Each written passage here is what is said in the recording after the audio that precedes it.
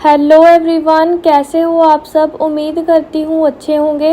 आज हम एक बहुत ही ज़रूरी टॉपिक पर बात करने वाले हैं कि पासपोर्ट 2025 के नए नियम क्या हैं। हाँ दोस्तों, 2025 में सरकार ने पासपोर्ट से जुड़े कुछ नए बदलाव किए हैं। अगर आप इंडिया से बाहर ट्रैवल करना चाहते हो या पहली बार पासपोर्ट बनवाने की सोच रहे हो तो ये वीडियो आपके लिए काफ़ी ज़्यादा इम्पॉर्टेंट है। तो सबसे पहला सवाल आता है कि आखिर ये नए रूल्स बनाने की ज़रूरत क्यों पड़ी।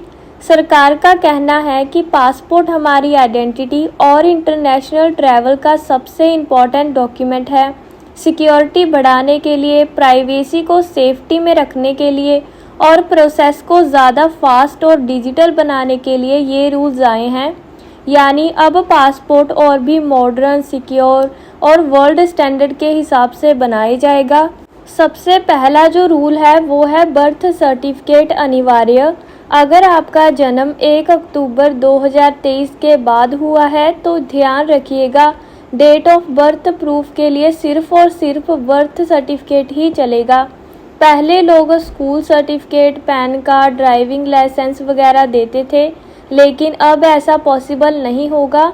तो जिन पेरेंट्स के बच्चे अभी छोटे हैं वो अभी से ही बर्थ सर्टिफिकेट बनवा लें। दूसरा जो रूल है वो है पेरेंट्स नेम हटेगा।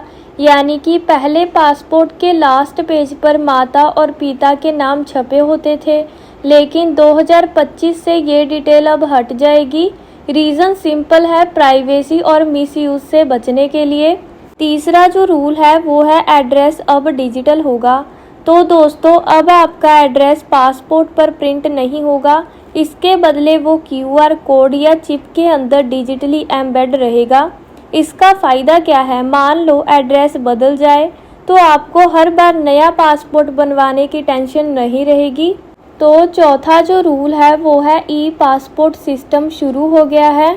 अब इंडिया में ई पासपोर्ट शुरू हो गया है। इसमें एक RFID चिप होगी जिसमें आपकी सारी बायोमेट्रिक डिटेल्स होंगी, जैसे फ़ोटो, फिंगरप्रिंट, डिजिटल सिग्नेचर, ये सारी चीज़ें यहाँ पर स्टोर होंगी। ये चिप वाले पासपोर्ट इंटरनेशनल स्टैंडर्ड्स के हिसाब से होंगे और इनसे इमिग्रेशन प्रोसेस भी और ज़्यादा तेज़ हो जाएगा। जो फिफ्थ एंड लास्ट रूल है वो है फास्टर प्रोसेसिंग। यानी पासपोर्ट सेवा 2.0 प्रोजेक्ट लॉन्च हो चुका है। इससे पुलिस वेरिफिकेशन डिजिटल होगा, पेपर वर्क कम होगा और एप्लीकेंट्स को जल्दी से जल्दी पासपोर्ट मिलेगा।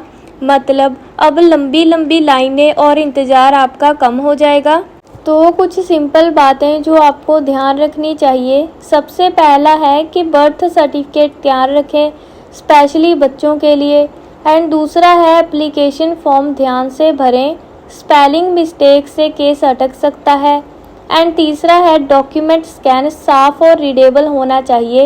एंड चौथा है कि जब आप पासपोर्ट रिन्यूएबल के लिए अप्लाई करते हो तो कई बार आपके पुराने डॉक्यूमेंट्स या डिटेल्स को प्रूफ के तौर पर देखा जाता है।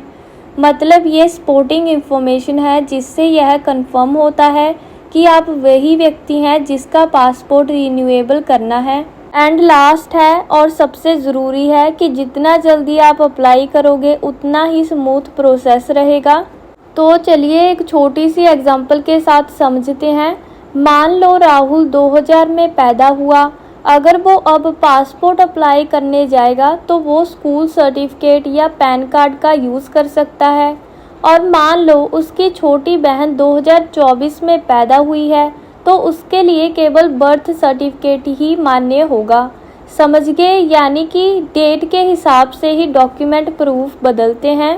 तो दोस्तों, ये थे पासपोर्ट 2025 के नए नियम। सिंपल लैंग्वेज में कहें तो अब पासपोर्ट और ज़्यादा सिक्योर, स्मार्ट और फास्ट हो गया है।